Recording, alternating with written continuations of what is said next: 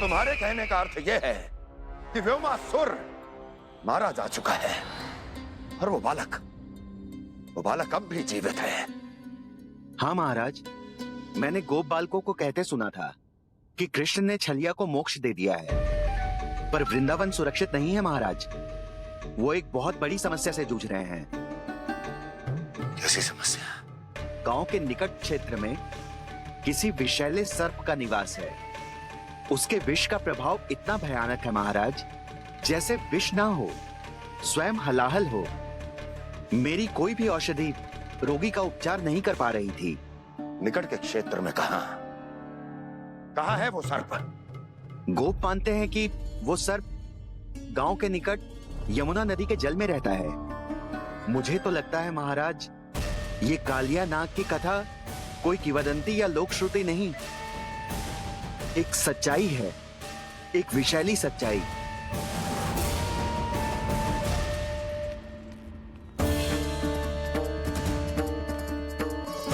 कालिया का सामना करने का समय आ गया है, पर उससे पहले मुझे बुलाना होगा उन्हें।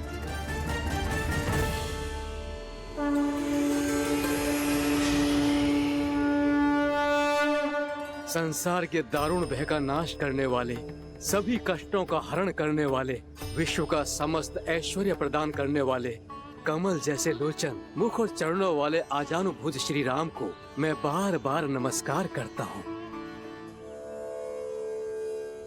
आपदामपहर्तारं दातारं सर्व संपदाम लोकाभिरामं श्री रामम भूयो भूयो नमाम्यहम्। काकभुसुंडी काकभुसुंडी काकभुसुंडी। प्रभु क्षमा करें, मुझे जाना होगा।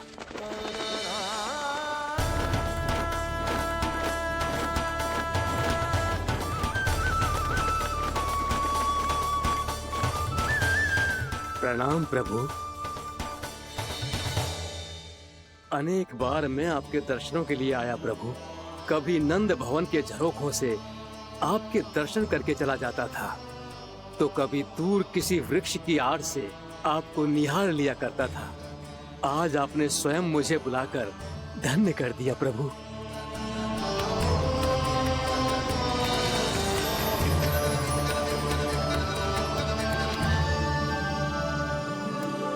मैंने आपको यहाँ एक विशेष कारण से बुलाया है।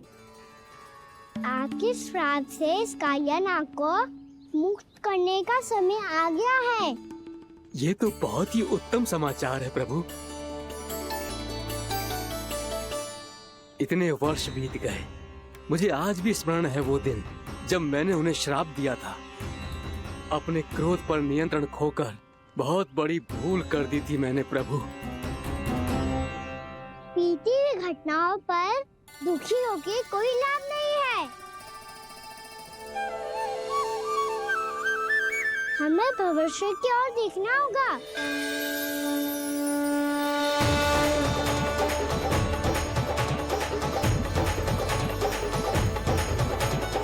आदेश कीजिए प्रभु, क्या आज्ञा है आपकी? जब मैं कालिया नाग का सामना करने जाऊं, तो आप यहीं रहिएगा। आपको अपने आप पता चल जाएगा कि कब क्या करना है। और हाँ, लौटते जाते समय नारद मुनि से कहिएगा, वो आकर मुझसे भेंट करे। अवश्य प्रभु, प्रणाम। क्या इसने सच्ची में देवर्षि नारद को बुलाया है? नारायण नारायण। आपको संदेश भेजने की आवश्यकता नहीं थी। आप स्मरण करते और मैं चला आता। तुम्हारा कल्याण हो नारद।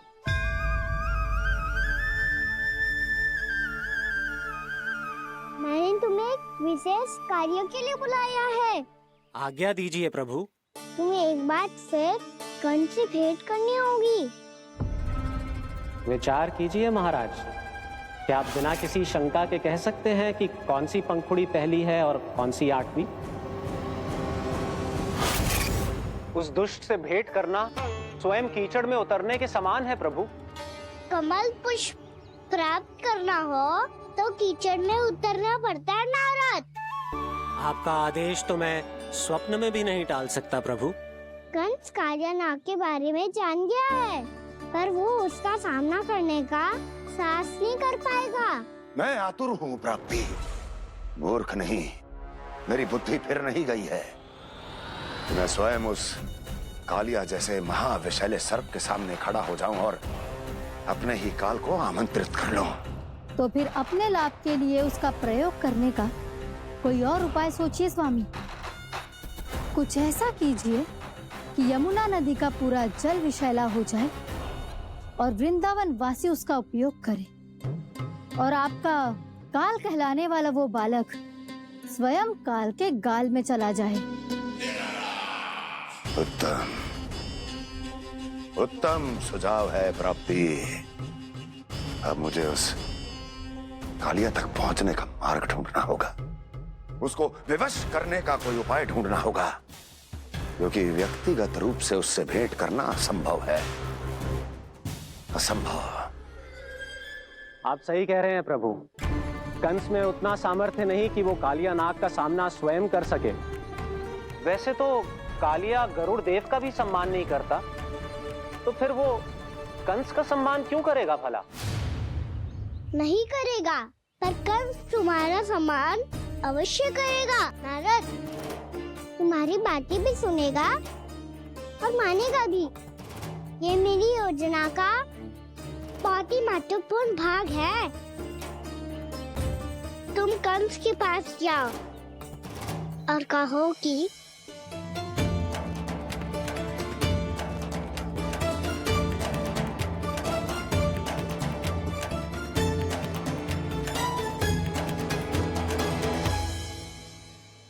संतान अपने माता पिता को तीर्थ का सौभाग्य दिलाती, और मेरा लल्ला कितना महान कि उसने हमारे घर को ही तीर्थ बना दिया। ऐसा तीर्थ जहां मेरी आंखों के सामने भक्त और भगवान का मिलन हो रहा है। जो आज्ञा प्रभु।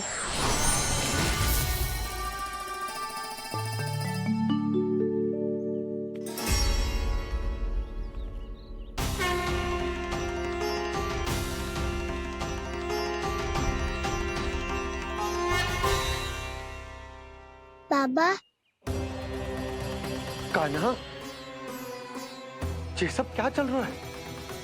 पहले काग भुसुंडी जी और फिर जे नारद जी। क्या योजना बना रहे हो तुम? कान्हा, बताना लल्ला, क्या सोच रहे तू? कान्हा देख, अगर तुझे अपने बाबा को ना बताना हो ना, अपने भक्त को बता दे। क्या सोच रहे हो लल्ला? क्या करने वाले हो आप?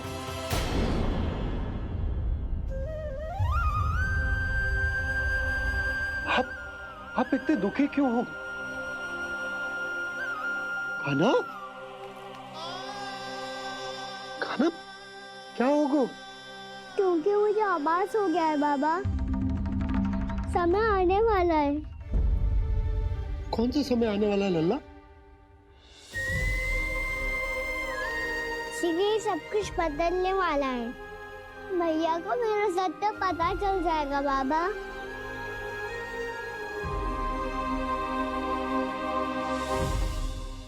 पर लल्ला, इसका काग भुसुंडी और कालिया नाग से क्या संबंध है? ऐसा क्या हुआ था और क्या होने वाला है?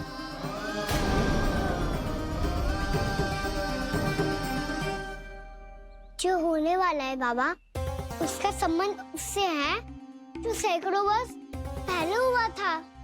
महर्षि भृगु के एक वंशज थे, वेद शिरा मुनि, जो विंध्याचल की पहाड़ियों में साधना कर रहे थे। तभी वहाँ अश्वशिरा नाम के एक दूसरे मुनि आमंत्रण के बिना ही आ गए। कितना सुंदर और शांतिपूर्ण आश्रम है। यहाँ प्रभु की साधना करने में बहुत आनंद आएगा। शीघ्र ही अश्वशिरा मुनि उपस्थिति के कारण होने वाले व्यवधान से बाध्य होकर वेद शिरा मुनि ने अपनी आंखें खोली। कौन हो तुम और यहाँ क्या कर रहे हो? आपके आश्रम में बहुत शांति है मुनिवर। साधना करने के लिए बहुत ही उत्तम स्थान है ये। मैं चाहता हूँ कि मैं भी यहाँ। आप यहाँ साधना करना चाहते हैं, लेकिन इतना भी नहीं जानते कि किसी के आश्रम में प्रवेश करने से पहले उसकी आज्ञा लेनी चाहिए। आप ये भी नहीं जानते कि यदि कोई यज्ञ कर रहा हो तो बिना अनुमति के वहाँ प्रवेश करने से उसकी यज्ञ साधना भंग हो सकती है। आप क्या साधना करेंगे मुनि? आप तो साधना के योग्य ही नहीं हैं। इतना अपमान! एक मुनि के मुख से इतने कड़वे शब्द शोभा नहीं देते। मैं तुम्हें श्राप देता हूँ, जितनी विषैली तुम्हारी जिह्वा है उतने ही विषैले सर्प बन जाओ तुम। और ऐसा सर्प जो सांस भी ले तो निकट का वातावरण दूषित हो जाए। तुम्हारे इस दुस्साहस के लिए मैं तुम्हें श्राप देता हूँ कि तुम अभी इसी क्षण कौवा बन जाओ, और ऐसा कौवा जो कांव कांव करके अनर्गल प्रलाप करता रहे।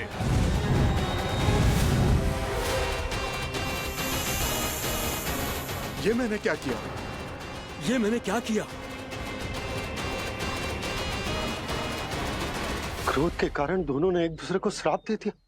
पर दोनों ही मेरे भक्त थे, और भगवान होकर मैं अपने भक्तों को इतनी कठिनाई में कैसे देख सकता था। इसीलिए जिस संकट में उन दोनों ने अपने आप को फंसा लिया था, उसका समाधान करने में मैं उनके पास गया।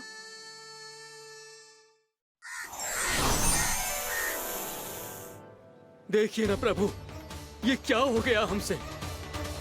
हमारी रक्षा कीजिए प्रभु, मार्ग दिखाइए हमें। क्रोध पर नियंत्रण ना होने के कारण आप दोनों ने एक दूसरे को बहुत ही भीषण संकट में डाल दिया है। आप दोनों ही तपस्वी, तप के बल से दिए गए आपके श्राप को लौटाना भी संभव नहीं है। प्रभु कोई तो उपाय होगा, हम आपके शरण में हैं प्रभु। अपराध तो हमसे हुआ है प्रभु, पर अब आपसे ही आशा है। कुछ ऐसा कीजिए भक्त वत्सल, जिससे हम दोनों के श्राप का प्रभाव कुछ कम हो जाए। आप दोनों ही मेरे भक्त हैं, इसलिए आपकी पीड़ा का निवारण करने का एक उपाय है मेरे पास। वेद शिरा मुनि, जब आप कालिया नाग बनेंगे तो आपको मेरे चरणों को अपने शीश पर धारण करने का सौभाग्य मिलेगा। और अश्र शिरा मुनि, आप काग योनि होने के बाद भी आप श्रेष्ठतम ज्ञान और सर्वाधिक यौगिक सिद्धियों के स्वामी होंगे और प्रवचन दिया करेंगे। इसके बाद अश्वशिरा मुनि काक भुसुंडी बन गए, जिन्होंने आगे चलकर स्वयं गरुड़ देव को रामायण सुनाई। और मुनि वेदशिरा महर्षि कश्यप और देवी कत्रियों के पुत्र कालिया नाग बनकर जल में।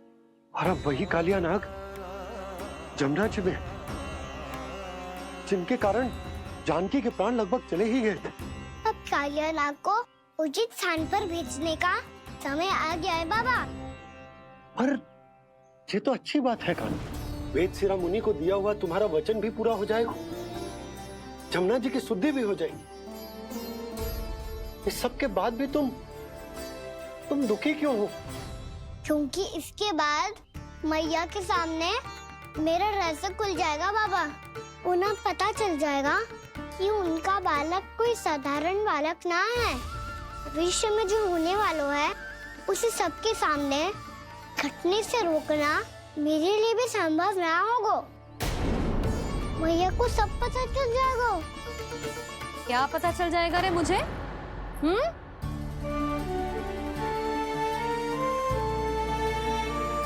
यही कि सबसे अधिक प्रेम मैं आपसे ही करता हूँ। अब बस भी कर, चलो भोजन के लिए बुलाने आई थी तुम दोनों को।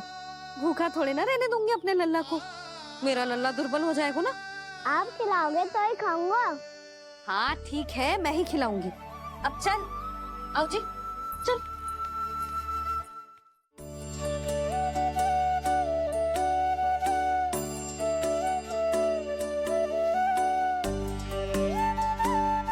मैया खेलो ना मेरे साथ।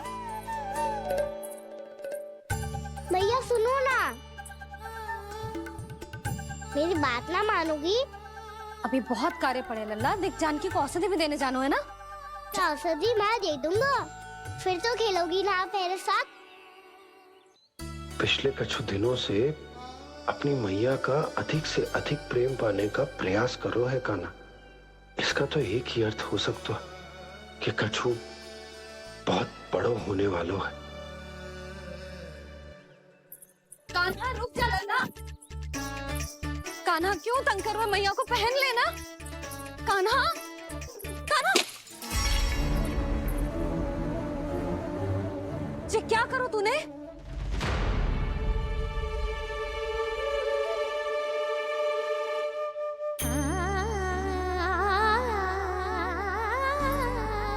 अच्छा ठीक है, अब मुंह लटकाने की आवश्यकता ना है। ये ले।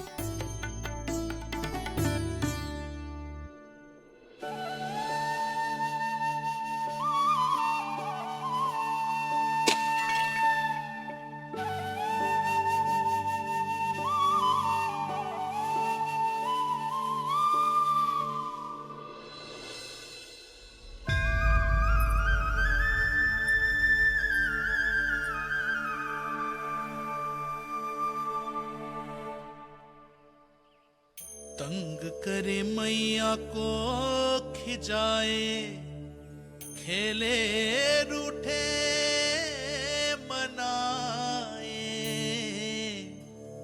लीला अनोखी करके शरारत, कान्हा दंड भी पाए।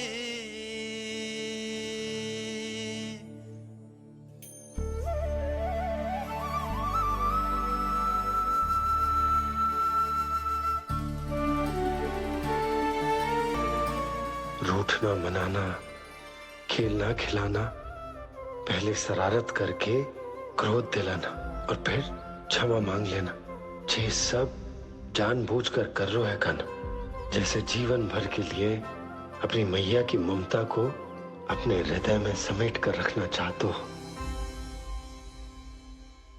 कैसे कैसे करूं उस कालिया से मित्रता, कैसे करूं उसका उपयोग?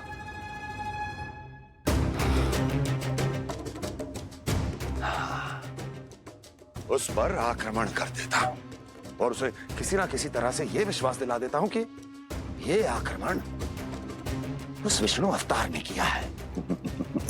फिर वो क्रोध में आकर सारे वृंदावन वासियों को अपने विष से समाप्त कर देगा। उचित है, ये उचित है। नारायण हरि, नारायण हरि।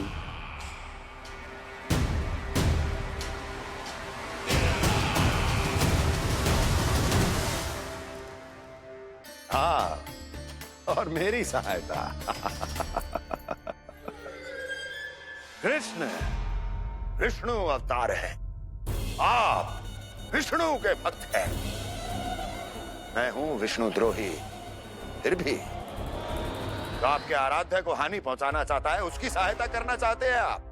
क्या आप निश्चित रूप से कह सकते हैं कि आप ब्रह्मांड के सभी नियमों को अच्छी तरह समझते हैं? अवश्य। आपके लिए बस इतना ही जानना पर्याप्त होगा कि मैं जो कुछ भी कर रहा हूं उसके लिए मेरे व्यक्तिगत कारण हैं। मैं तो बस आपके हित में पिछली बार की तरह एक सुझाव लेके आया था, पर यदि आप मेरा सुझाव सुनना भी नहीं चाहते तो आपकी इच्छा। नारायण हरि, नारायण हरि। कारण चाहे जो हो, इनके पिछले सुझाव के कारण ही आज मेरे शत्रुओं की संख्या कम है।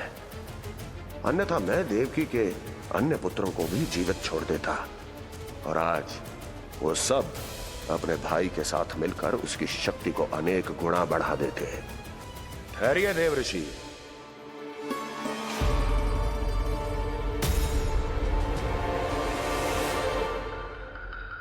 बताइए, क्या सुझाव है आपके पास? मेरे सुझाव का नाम है कालिया नाग।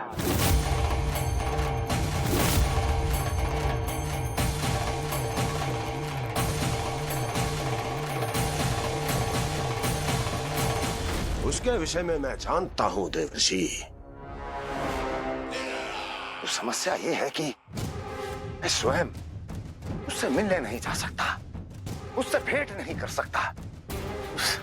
उस कृष्ण की हत्या के लिए उसको वृंदावन जाने के लिए तैयार नहीं कर सकता। तो मत जाइए उसके सामने और ना उसे भेजिए कृष्ण के सामने। हर बार आप किसी ना किसी असुर को अपने शत्रु के क्षेत्र में भेजते हैं, जहां शत्रु उसका सामना करने के लिए पूरी तरह से तैयार होता है और आपका असुर मारा जाता है। इस बार शत्रु को युद्ध स्थल चुनने का अवसर मत दीजिए महाराज। इस बार योजना का जाल ऐसे बुनिए कि कृष्ण स्वयं उसके पास जाने के लिए विवश हो जाए। कालिया नाग स्वयं काल है, मृत्यु का दूसरा नाम है। उसके विष का उपयोग अपने लाभ के लिए कीजिए महाराज। वैसे कालिया के विष की अधिकता का अनुमान तो होगा ही आपको।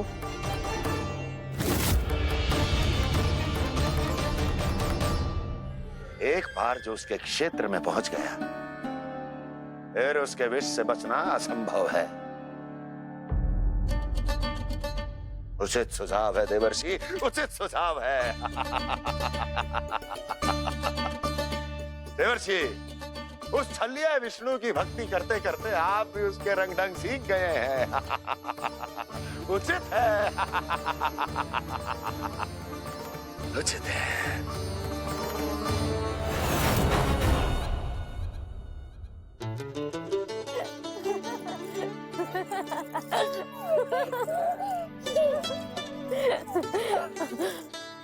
बस बस, बहुत आनंद ले लियो लल्ला। बस अब दूध पी ले। ठहर ठहर, गर्म है। जी ले। ले भी।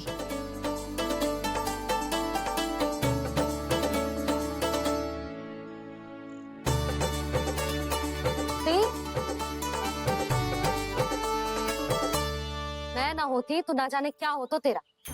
अपने आप दूध भी ना पी सकते है, भावला कहीं का। आपकी इस प्रेम के लिए तो मैं धरती पे आया हूँ मैया। मैं भी यही सोच रहा हूँ यशोदा कि तुम ना होती तुम्हारा क्या होता। इसी बात पे थोड़ा दूध और कजू खाने को दे दो। अरे मैं तो भूल ही गई। तनिक ठहर जाओ जी, दूध पी लेना तो आपके लिए भी कछु ले आती।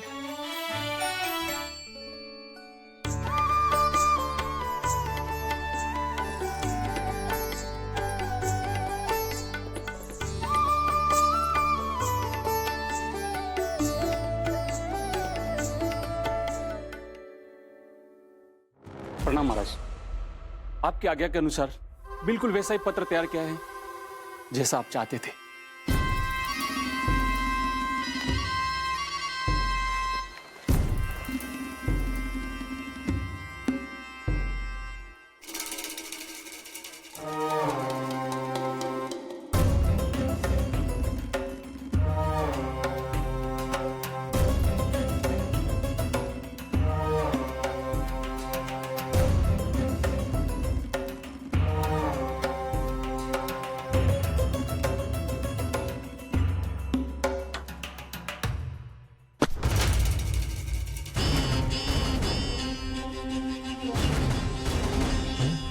कृष्ण जन्म से लेकर आज तक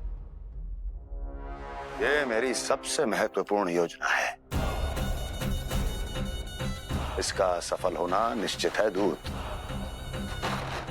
किंतु केवल वही करना जैसा मैंने कहा है। जाओ।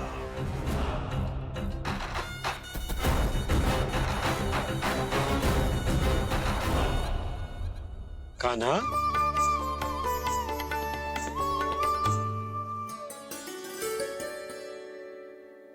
क्या होगा? बाबा मैं चाहता हूँ कि मैया की स्वमता क्रिस्टल फ्रेम की वर्षा मुझ पे सरते ऐसे होते रहे। वो तो होती रहेगी लल्ला। अपने लल्ला के लिए किसी मैया का प्रेम कभी कम हो सकता है भला?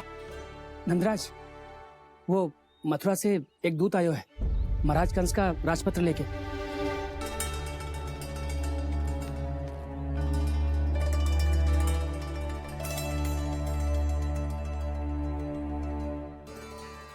कान्हा अब क्या करने वाला है? तेरे बाबा कहाँ गए? हाँ?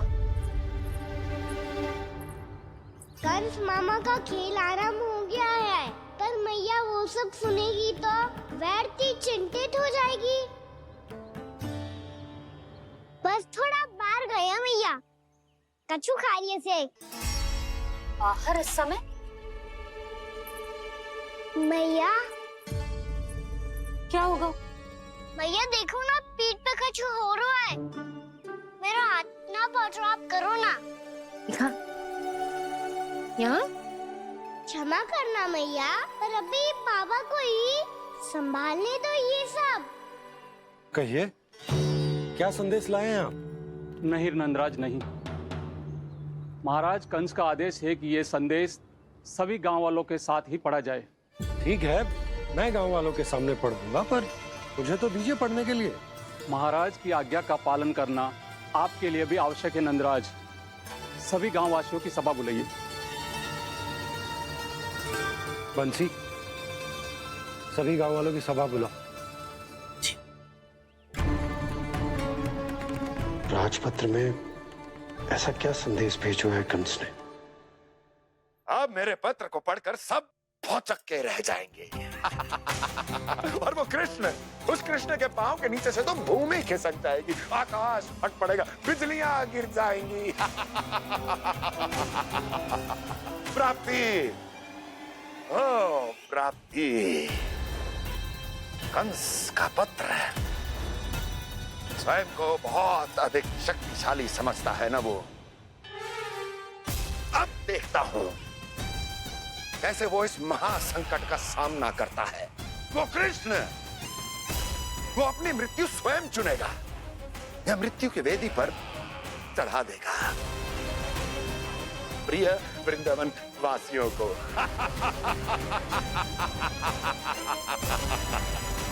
अब आएगा आनंद प्राप्ति, अब आएगा आनंद। सबको इकट्ठा करवा के ही पढ़वाएगो। अवश्य ही कोई विशेष संदेश दिया होगा कंस ने। मैं भी यही सोच रही हूँ सुलक्षणा जी, कछु ना कछु तो विशेष है, पर जे हो क्या सकता है? हाँ, बात तो सही है। ऐसा क्या हो सकता है? सभी गांव वासियों के सामने कहा जाए, कछु तो विशेष अवश्य लग रहा है। बाहर तक कोलाहल क्यों हो रहा है? मैया, मैया, अब क्या होगा? मैया देखो ना, सर पे कछु हो रहा है। लल्ला, नारायण ने तुझे हाथ दिए हैं ना? पीठ की बात अन्य थी। अपने सिर की सेवा स्वयं कर। सर पे तो हाथ पहुंच रहा है ना?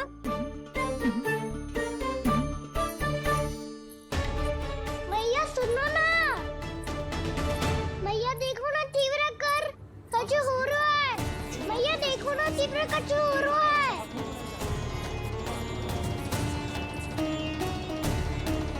सब लोग आ चुके हैं, अपना संदेश सुनाइए आप। गोपराज नंद और सभी वृंदावन वासियों को सूचित किया जाता है कि मथुरा अधिपति और आप सभी के महाराज कंस ने कल सुबह भव्य पूजा का आयोजन किया है। इसके लिए राज्य को वृंदावन के क्षेत्र के निकट यमुना नदी के मध्य में खिलने वाले 1 कोटि कमल के पुष्पों की आवश्यकता है। इसीलिए आप सभी को यह आदेश दिया जाता है कि ये सभी कमल के पुष्प प्रथम पहर से पहले राजसभा में पहुंचा दिए जाए। तो सारे वो भी प्रथम पहर से पहले कैसे हो सकते हैं? यदि आप ऐसा करने में असफल रहे तो इसे राज आज्ञा का उल्लंघन माना जाएगा और राजद्रोह के आरोप में आप सभी को कड़े से कड़ा दंड दिया जाएगा। स्मरण रहे, यदि कल की पूजा में इन 1 कोटि कमल के पुष्पों का ना पहुंचने के कारण कोई व्यवधान आया तो समस्त वृंदावन वासियों को दोषी माना जाएगा और पूरे गांव को निवासियों सहित धूल में मिला दिया जाएगा। कल प्रथम पहर तक का ही समय है आप सबके पास।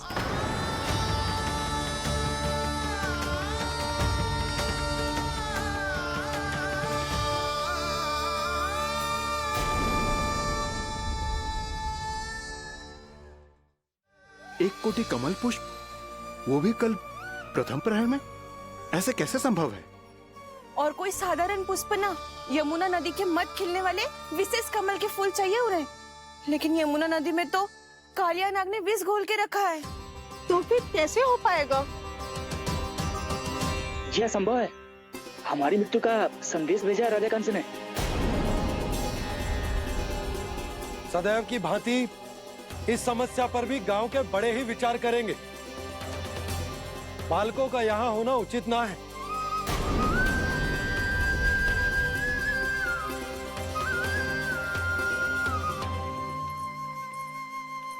लल्ला ले, जे गेंद ले, जा अपने सखाओं के साथ खेल।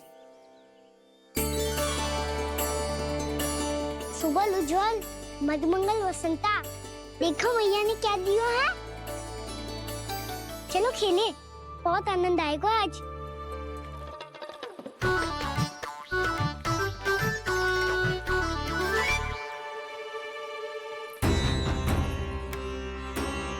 भानु, बंसी, जाओ और शीघ्र ही वो घेरे का कार्य समाप्त करो।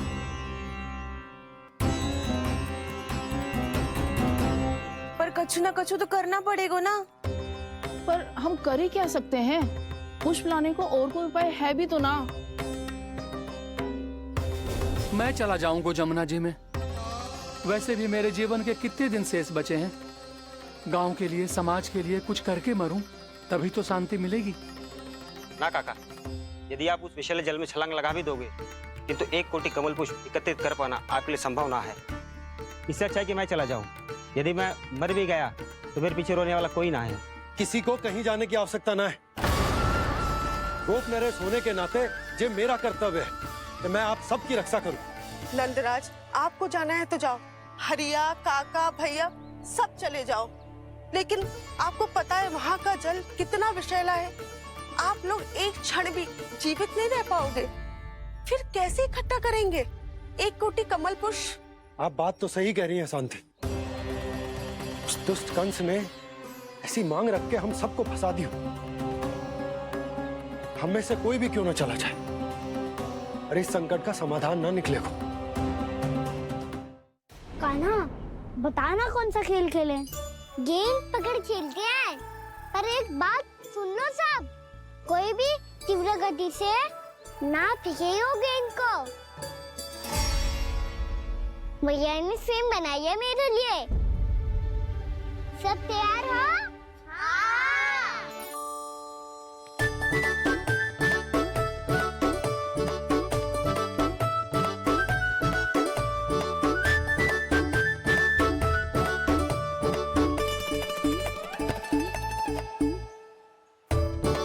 मुझे दो।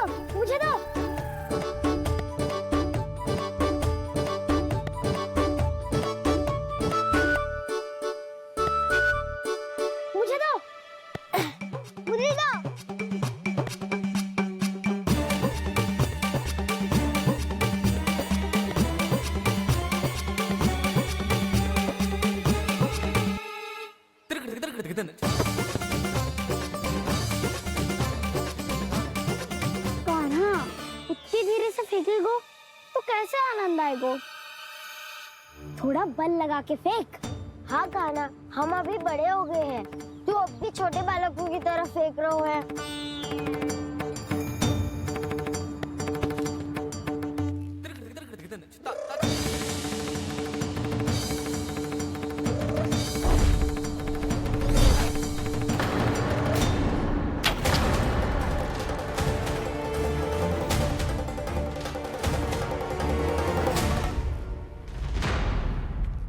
दीदी जी क्या करो कान्हा?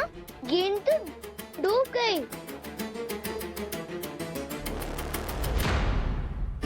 अच्छा, तो ये सब इसकी योजना का भाग था ताकि ये कालिया का सामना कर पाए। तुम सबने तो कही थी तीव्र गति से फेंको। देखो सिखवा दी ना मेरी गेम। मुझसे नदी में।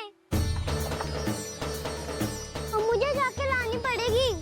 रुक जा कान्हा, रुक जा कान्हा। जी क्या बोल रहे थे कान्हा? इसमें तो बहुत संकट है। कोई भी संकट मेरी मैया का उपहार खोने से बड़ा ना है। बहुत प्रेम से बना के उन्होंने दी थी। हे नारायण, कोई उपाय समझ में ना आ रहा है। मैया, अब कैसे करेंगे हम अपने गांव की रक्षा? कीड़े पड़ेंगे उस दुष्ट को।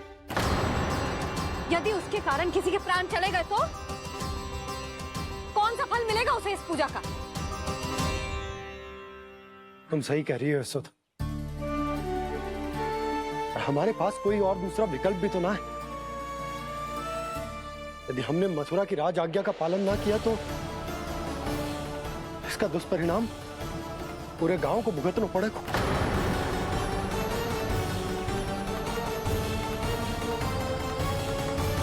कान्हा, हमें पता है कि तू भगवान है, दिव्य है, बहुत शक्ति है तुझमें, पर फिर भी हम तुझे विषैले जल में ना जाने दे सकते।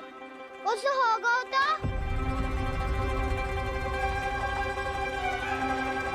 तुम सब इतनी हट कर रहे हो तो ठीक है, ना जाऊंगा। गेट कहाँ गिरी है, कितनी दूर गई है, ये तो देख लूं, ताकि उसे बाहर निकालने का कोई उपाय ढूंढ पाऊं।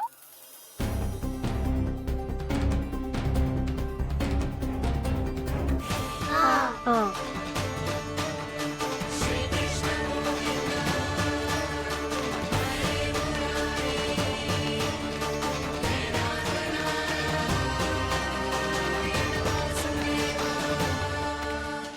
कान्हा की ये लीला तो समझ ही नहीं आ रही। पहले इसने देवश्री नारद को मथुरा जाकर कंस को भड़काने के लिए कहा, फिर स्वयं ही दुखी भी हो गया कि अब इसका रहस्य सबके सामने खुल जाएगा। और अभी स्वयं ही तो इसने कहा था कि गेट बहुत महत्वपूर्ण है, फिर स्वयं ही उसे नदी के विषैले जल में फेंक दिया।